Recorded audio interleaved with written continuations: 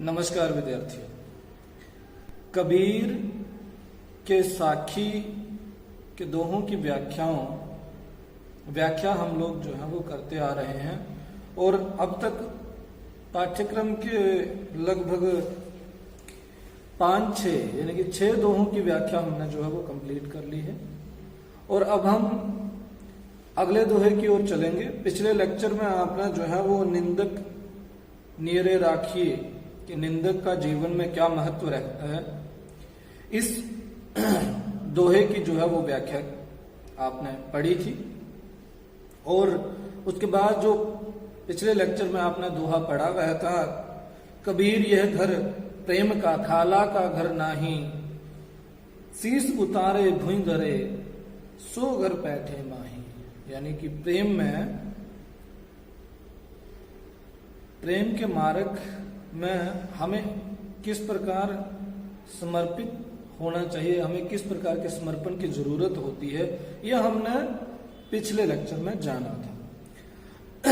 अब हम आगे बढ़ेंगे और अगले दोहे की ओर बढ़ते हैं।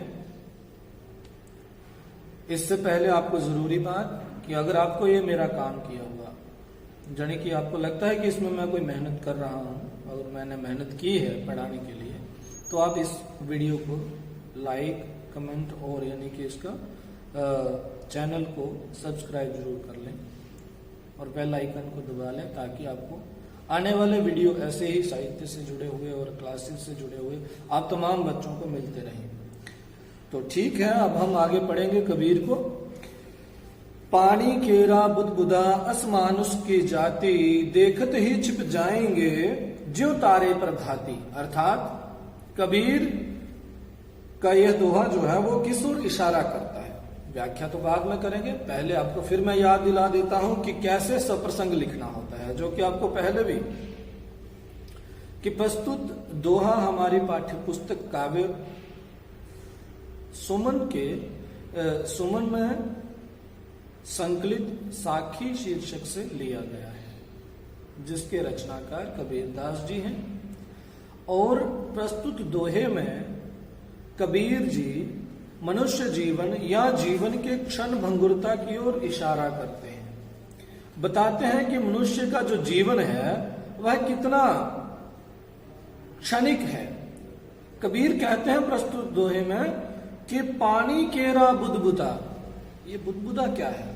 आप एक बिंब को याद कीजिए, दृश्य को याद कीजिए। आप सबने बारिश को पढ़ते देखा हुआ है और उसमें बुलबुले, पानी के बुलबुले जो हैं वो आपने तैयार होते जरूर देखे हैं। और उन बुलबुलों की उम्र कितनी होती है आपने देखा होगा। उन बुलबुलों का जीवन जो है वो कितना सा होता है, क्षणिक होता है, बिल्कुल क्षणिक। यानी कि एक तरफ तैयार होता है, दूसरी तरफ खत्म होता है। तो कबीर कहते हैं कि मनुष्य का जो जीवन है उन बुलबुलों की भांति, पानी के बुलबुले की भांति जो इस क्षण है और दूसरे क्षण नहीं है, इस तरह से हम मनुष्यों की जो योनि है, मनुष्यों का जो जीवन है वह इतना ही क्षणिक है। क्या कहते हैं कबीर? पानी केरा बुदबुदा, यानी कि पानी, मनुष्य का जो जीवन है वह पानी का बुलबुला है। जैसे पानी का बुलबुला क्षणिक होता है, क्षण भर की, कुछ सेकंड भर की उसकी जो है वो उम्र होती है, ठीक मनुष्य का जीवन भी इतना ही है जो आप पलक झपकते खत्म हो जा सकता है। कैसे? पानी केरा बुदबुदा असमानुष की जाति, यानी कि यह मनुष्य की जो जाति है, मनुष्य की जो योनि है, मनुष्य का जो जीवन है, यह किस तरह का है? यह देखते ही देखते यानी कि जो है वो खत्म हो जाता है, देखते ही देखते इसका जो है वो नाश हो जाता है। तो आगे जो है वो अगला उदाहरण जो इसी दोहे में कैसे समझाने की कोशिश करते हैं, मनुष्य के जीवन की क्षण भंगुरता का जो जीवन है वो इस तरह से वो दर्शाना चाहते हैं हमारे बीच। कैसे? कि देखते ही छिप जाएंगे जो तारे प्रभाती। जैसे प्रभात अर्थात सुबह के तारे।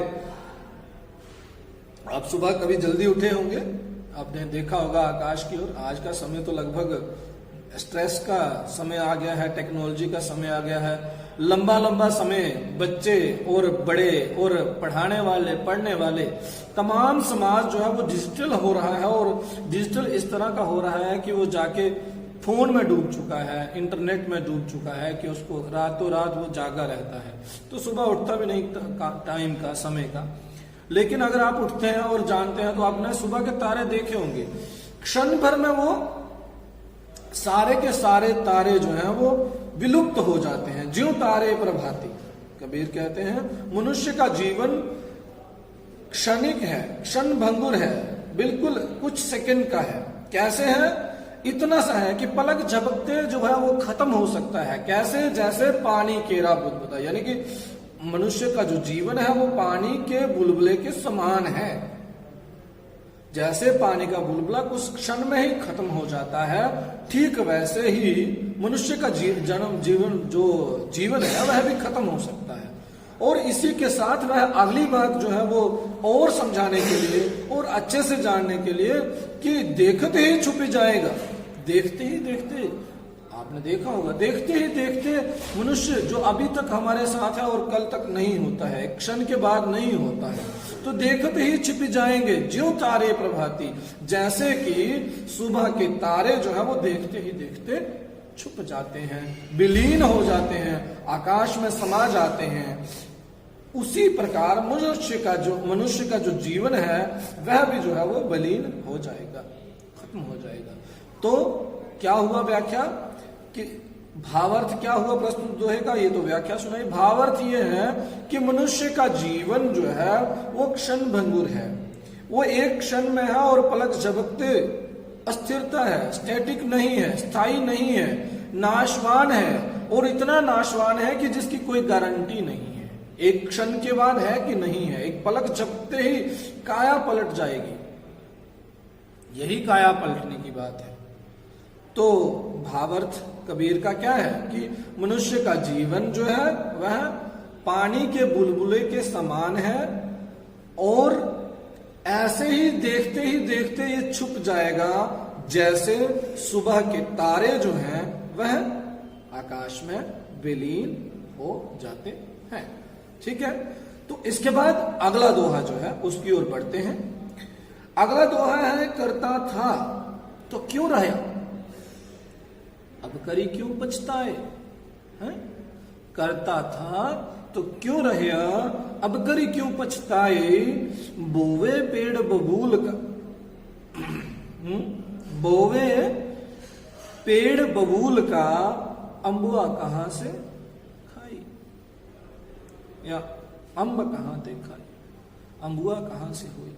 अलग अलग पाठ जो है वो प्रस्तुत है इस दोहे में समाज में, है। तो इस दोहे में कबीर क्या कहना चाहते हैं?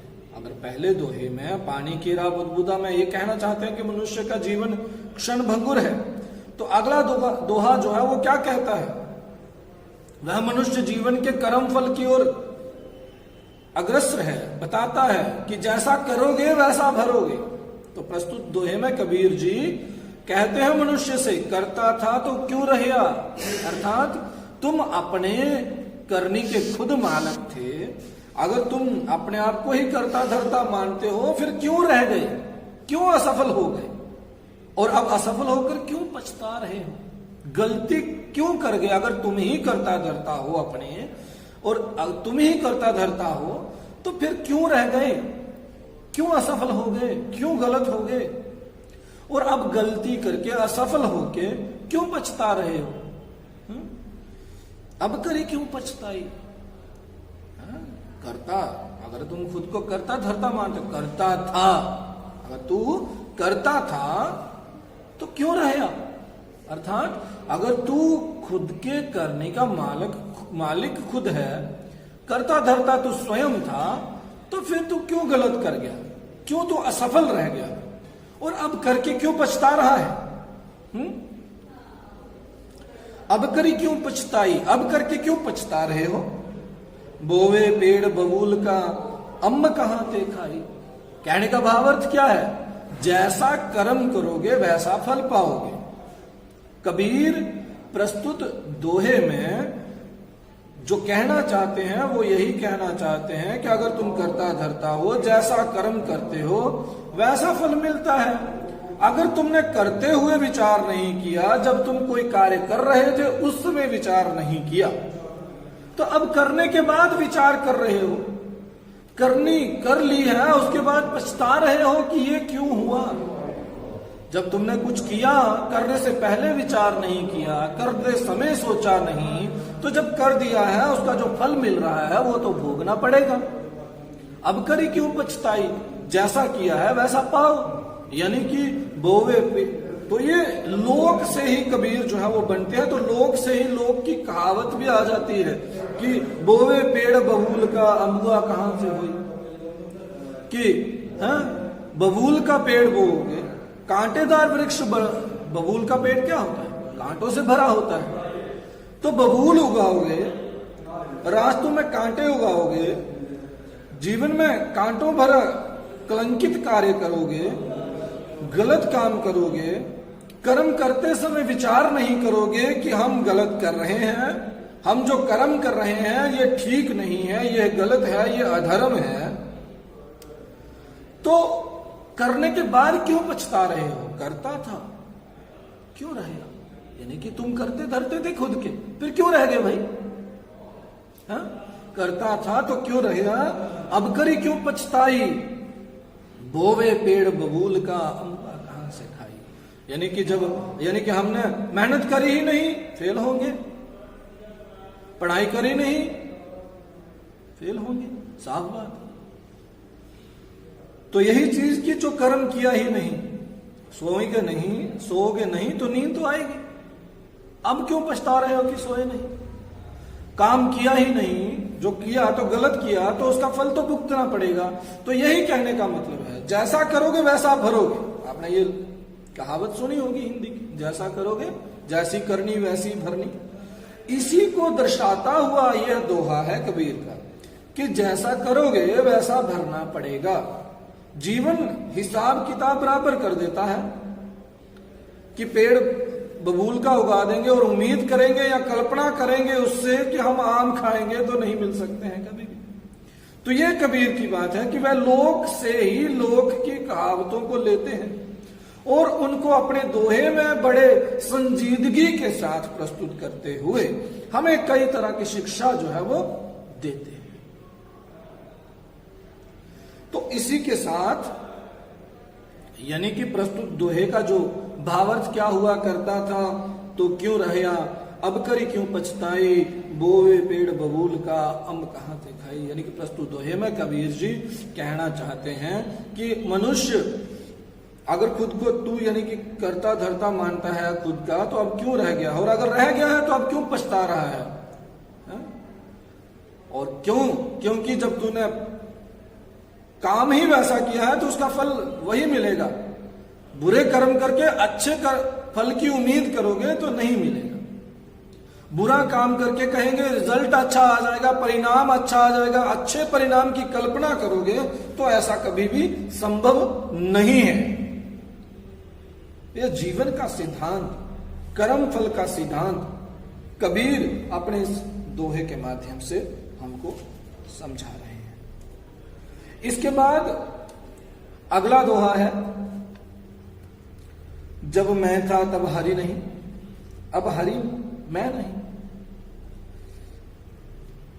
जब मैं था तब हरि नहीं, अब हरि है मैं नहीं।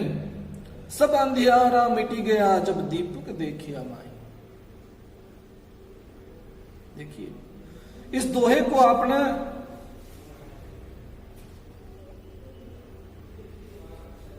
इस दोहे में जब मैं था तब हरि नहीं, अब हरि है मैं नहीं, तब अंधियारा सब अंधियारा मिट गया जब दीपक देखिया माही। इसी के साथ आपने पहले पीछे एक और दोहा पढ़ा था, याद कीजिए कि लघुता से प्रभुता मिले, प्रभुता से प्रभु दूर, चींटी शक्कर ले चली हाथी के सिर दूर।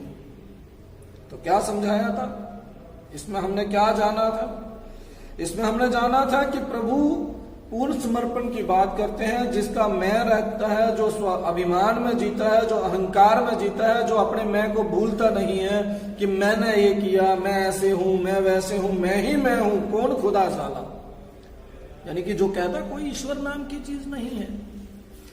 तो लघुता से प्रभुता मिले, वो दोहा जो आपने पढ़ा था, उसका भाव अर्थ यह था कि हमें अपने अहंकार का त्याग करेंगे तब हम ईश्वर को पा सकेंगे। और हम लघुता में, यानी कि हम जितना अच्छा झुककर नीमा होकर चलेंगे तब हम हरि को पा जाएंगे। उसी की अगली कड़ी है, अगर हम देखना चाहें तो कबीर उसी दोहे की अगली कड़ी हमें समझा रहे हैं। कैसे समझा रहे हैं, जरा गौर कीजिए। देखिए, जब मैं था तब हरि नहीं है क्या? जब मनुष्य जो है जीव को समझाने की कोशिश कबीरदास जो है वो कर रहे हैं कि जब तक हम अपने मैं में जी रहे होते हैं, ईश्वर हमारे पास नहीं है, ईश्वर हमारे अंदर से नहीं बोल सकता है, हम ईश्वर की पहचान नहीं कर सकते हैं, हम ईश्वर को नहीं पा सकते हैं। हम कब ईश्वर को पा सकते हैं? जब मैं था तब हरि नहीं, तब हरि नहीं है, तब ईश्वर हमारे आसपास नहीं हो सकता है, होगा भी हम उसको महसूस नहीं कर सकते हैं। अब हरि है, मैं नहीं, यानी कि ईश्वर स्वरूप को पाने के लिए जब हम मैं का त्याग कर देंगे तब हम हरि को पा सकेंगे।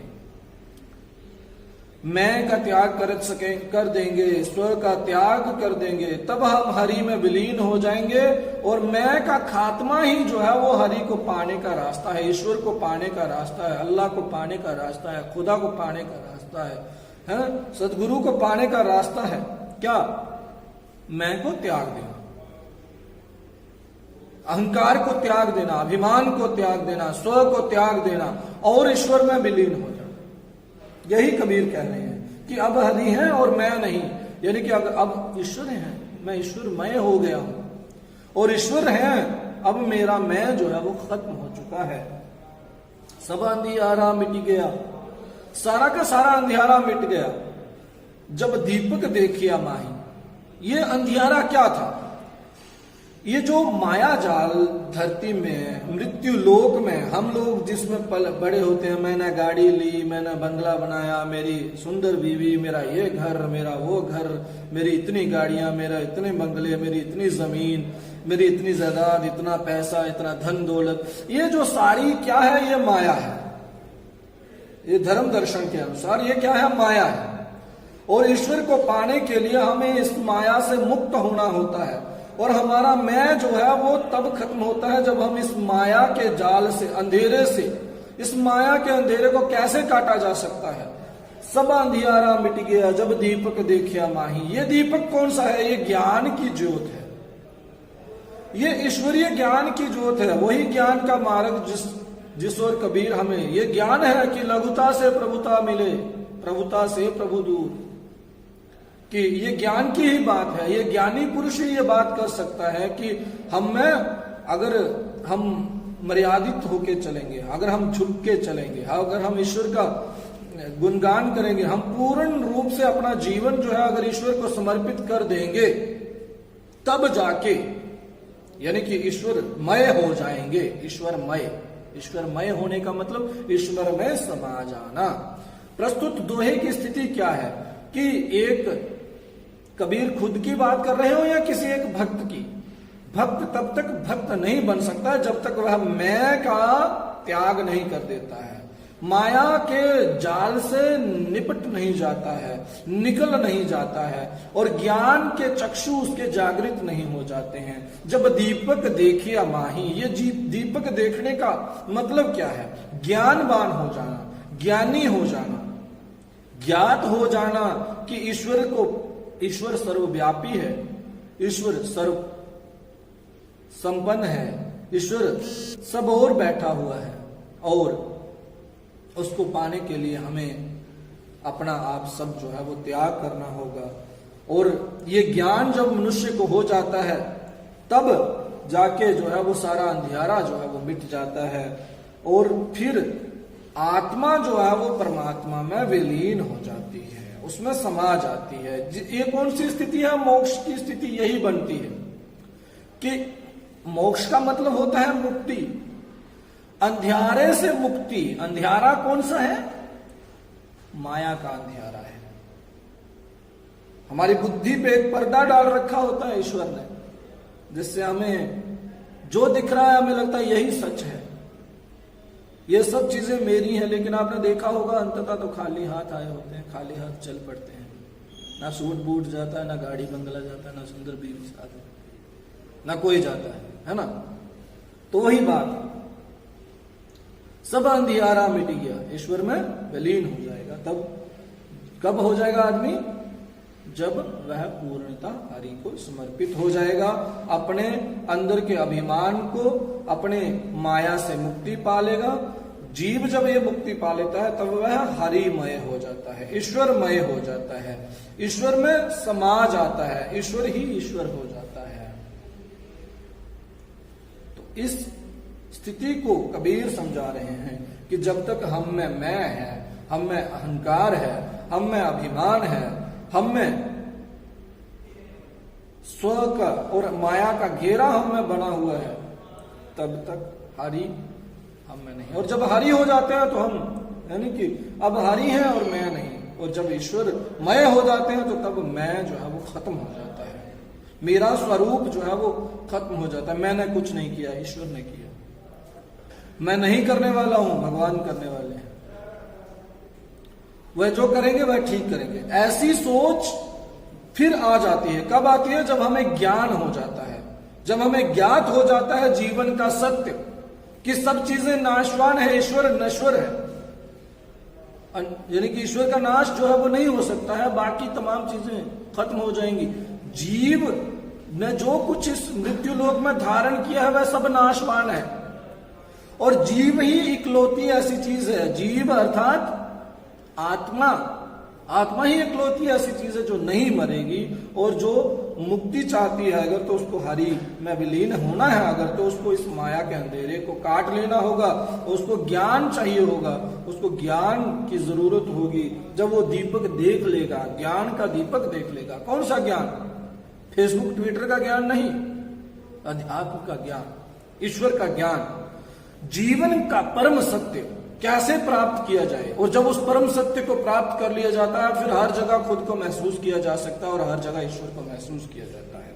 यही भाव अर्थ है परस्तुत दोहे का कि पहले मुझ में अहंकार था तो मेरे पास ईश्वर नहीं थी, अब मेरे पास ईश्वर है। अब मेरे पास अहंकार, अभिमान, स्वाभिमान, जब कुछ भी मैं नाम की जो सत्ता है, मैं नाम का जो मेरा स्व है, अहंकार है, अभिमान है, वह खत्म हो चुका है। ठीक है, और इसी के साथ धन्यवाद। उम्मीद करता हूं आपको मेरा पढ़ाना पसंद आया होगा, और अगर आया है तो चैनल को जरूर सब्सक्राइब करें, अपने साथियों से साझा करें, कमेंट करें, लाइक करें। नमस्कार।